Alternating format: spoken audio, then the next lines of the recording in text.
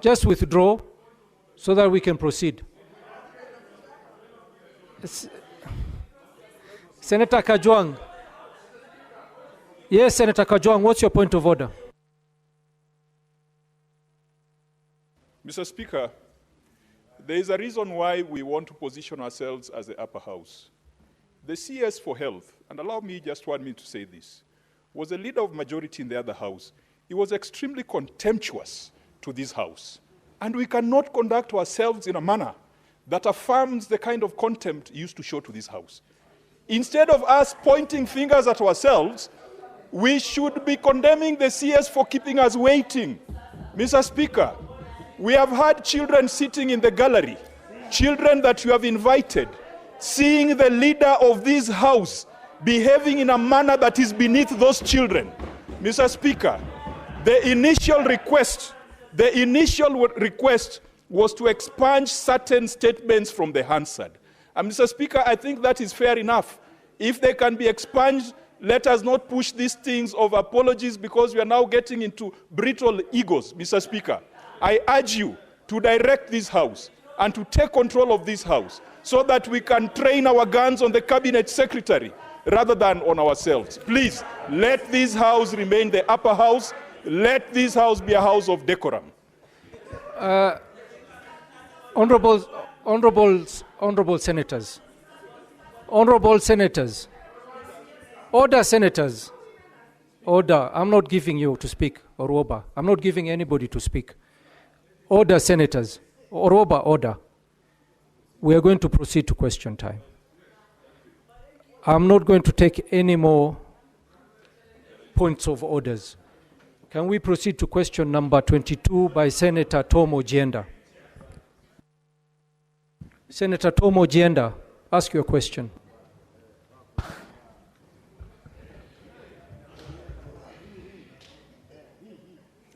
Thank you.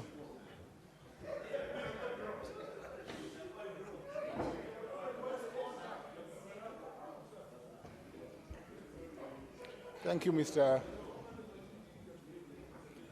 Speaker.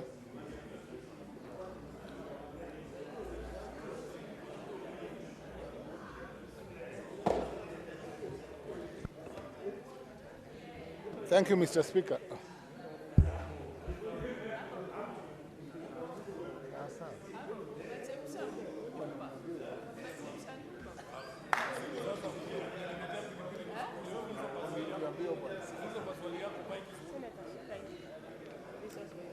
Mr. Speaker, the last time we were at the funeral of the late member for Kasipul, Senator Sifuna was told to stop what is done today. But let me move. Mr. Speaker. Order. Order, senators. Order. Order, senators. Let me move to my question, Mr. Speaker. Yes, put your question. Yes. Honorable Speaker, let me move to question number 22, addressed to the Senator. Order, senators. Order. No. Order. Let's listen to the question in silence. Mr. Senator, Speaker, proceed. to ask question number 22, addressed to the CS Health. Could the Cabinet Secretary explain the terms of the engagement between personnel from the Ministry of Interior and National Administration and the Ministry of Health in the ongoing registration of Kenyans to the Social Health Insurance Fund, SHIF? 2, what are the specific roles of the personnel in the registration process, and could the Cabinet Secretary indicate if they are receiving extra incentives, and if so, state the amounts they are being paid? Part C, Mr. Speaker, of the question, could the Cabinet Secretary clarify whether the established guidelines for the operations of the personnel to ensure that vulnerable persons, particularly the poor and elderly, are not coerced or unduly influenced to register for the program? Mr. Speaker, that is part 1. Those are part 1, 2, and 3 of question number 22. Yes, I confirm receipt of the responses. Cabinet Secretary could proceed. Cabinet Secretary, please welcome. Thank you, Speaker, and thank you, Honorable Senators. Speaker, if you allow me, on a light touch, the Honorable Senator for Homa Bay, that I had, in my old days, I had points of legislative difference, but I had no contemptuous for the Senate. I'm a person who believes in devolution, and I have a lot of respect even now for Senate. I want to confirm that, and to all senators and members of parliament. Coming to the question by the Honorable Senator for Kisumu, Honorable Chair, the Ministry of Interior and National Coordination, through its national government administration officers, plays a vital role in coordinating national government functions at the county level. Among their key responsibilities is identification and mobilization of citizens for national and civic registration. Notably, Ngaos, as they are known, have been instrumental in advancing the implementation of the Social Health Authority, having successfully registered 12 million households during the initial phase of the rollout of the universal health coverage. As of 12th May 2025, registration stands at 22,199,252. Honorable Speaker, every day, save for Saturday and Sunday, between 40 to 50,000 Kenyans register voluntarily. Honorable Speaker, in relation to their terms of engagement, the national government administration officers have been responsible for the following functions. They help us coordinate UHC registration, and we leverage on their extensive network across all the 47 counties. Ngaos are spearheading the registration of Kenyans into Social Health Authority. They help us in community sensitization. They are playing a very vital role in educating communities about the transition from NHIF, defined NHIF, to SHA, addressing the misconceptions and encouraging active participation in the registration process. Honorable Speaker, they help our members. They help us in monitoring and reporting. Both at the regional and the county commissioners are tasked with the daily monitoring of registration progress and working together with the community health promoters and other health care workers. They submit regular reports to ensure that the attainment of the 12 million households target. And finally, they help us in community engagement. Ngaos are actively engaging with the communities to dispel misinformation and promote understanding of the benefits of UHC, thereby encouraging widespread participation in the registration process.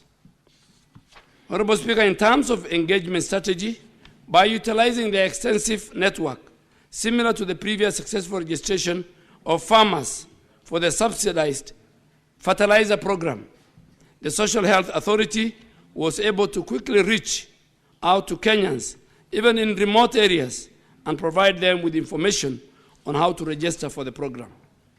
Still on the same question, Honorable Speaker and Senators, the Senators sought to know what are the specific roles of the personnel in the registration process and if they are receiving extra incentives. Honorable Speaker and members of the Senate, while Ngao officers are playing a critical role in the SHA transition through mobilization and sensitization of registration process, they are not receiving any additional allowances beyond their regular salaries. Their involvement is considered part of their official duties. Honorable Speaker, the government strategy is to leverage on the extensive network of Ngao to reach communities at grassroots level and educate them about the benefit of UHC. Honorable Speaker, finally on this question, the Honorable Senator for Kisumu sought clarifications on whether there are established guidelines for the operation of the personnel to ensure vulnerable persons, particularly the poor and the elderly, are not coerced or unduly influenced to register for the program. Honorable Speaker and Honorable Senators, to ensure ethical and inclusive environment, the government has established guidelines to prevent coercion or undue influence, particularly among vulnerable population. 2, the registration process is designed to be accessible and user-friendly, with various options available to the individuals. The options include the USS code registration, the online registration, the in-person registration and at designated centers, the use of the community health workers, the registration that we have created for teenage mothers, among others. Honorable Speaker and Honorable Senators, by providing multiple channels, the government aims to reach all segments of the population, including the elderly and those in remote areas. Additionally, public awareness campaigns are being conducted to educate the public about the benefits of UHC and the importance of timely registration. The Social Health Insurance Regulations 2023, and I want to thank this House for helping me through the Committee on Delegated Legislation of the Senate to articulate, that law articulates the registration process described above. Honorable Speaker, moving to question 30, sought by the Senator for Kisumu on the analysis of the financial implications and the benefits of the 3 funds